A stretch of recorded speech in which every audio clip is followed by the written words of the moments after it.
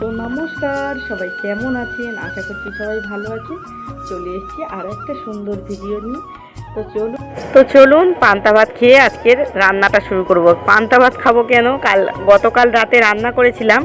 তো রান্না করেছিলাম দুটো ভাত বেশি হয়েছে, তো ভাতটা ফেলে দেবো, তাই ভাতে জল দিয়ে রেখেছিলাম। তো সেইগুলো পান্তা ভাত খেয়ে নেবো।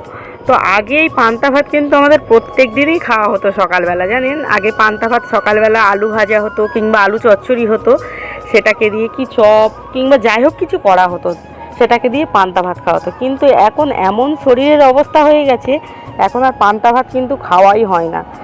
এত মানে খেলে শরীর খারাপ হয়, ঠান্ডা লেগে যায়, তো তার জন্য পান্তা ভাতটা খাওয়া হয় না। তো পান্তা ভাত খেয়ে এদিকে রান্নার দিকে চলে এসেছি। আর এই যে দেখুন আমার কালো কড়াটা দেখে আপনারা কেউ করবেন না, কারণ এই কড়াটা তো অনেকটাই পুরনো কড়া, জানেন, অনেক বছরের কড়া। আমরা ছোট ছিলাম তখন আমার মা কিনেছে, তো সেই কড়াতেই রান্নাবান্না হয়। তো যাই হোক, রান্না করে চলে এসেছি এদিকে বাইরেটা। এসে দেখছি যে মানে বাইরেটা জমিটা, আমাদের যে সামনের জমিটা, ওটা হাল হচ্ছে। তো তাই আপনাদেরকে একটু দেখালাম। মানে সামনের জমিতে বেশ বড় বড় ঘাস হয়েছে, দেখুন কত বড় বড় গাছ হয়ে গেছে। হাল করতে কিন্তু খুব অসুবিধা হচ্ছে। এই যে হাল থামিয়ে একবার করে এই যে ফালেতে গাছগুলো জড়োচ্ছে, সেগুলো পরিষ্কার করছে। এদিকে রান্নাবান্না সেরে সব বয়ে নিয়ে চলে এসেছি। তারপরে একে চান করিয়ে এইবারে একে খাইয়ে ধাইয়ে ঘুম পাড়িয়ে তারপরে আমরা ভাত খাবো। এই যে দেখুন একা একা স্নান করবে, আমাকে করাতে দেবে না।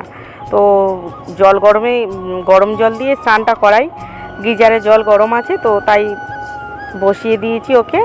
দিতেই ও নিজে নিজেই স্নান করছে।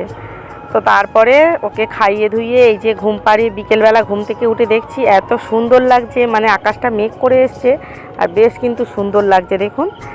আর এই যে আমাদের ড্রাগন গাছটায় বেশ ড্রাগন ফলগুলো কিন্তু পেকে গেছে সব। আর একটা ছোটো মতন ফল পেকেছিল, সেটা মেয়েটা ঘুম থেকে উঠে বলছে, মা আমি খাবো।